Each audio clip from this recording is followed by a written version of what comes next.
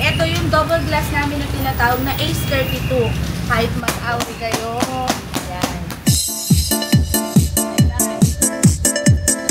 Kahit na gamitin mo siya pang magdamagan, pwedeng-pwede madam. Meron tayo ditong available na Ace 32 built-in soundbar. Naka-rubberized panel na din yan mga madam.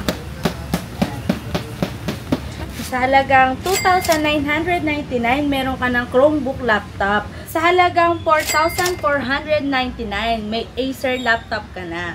Meron din tayo dito mga tablet na 7 inches. Sa halagang 1,799.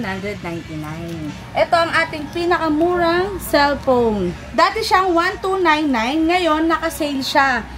1,199 na lang siya. Sa mga naghahanap din naman po ng mga gaming phone, mga latest phone, meron din tayo dyan.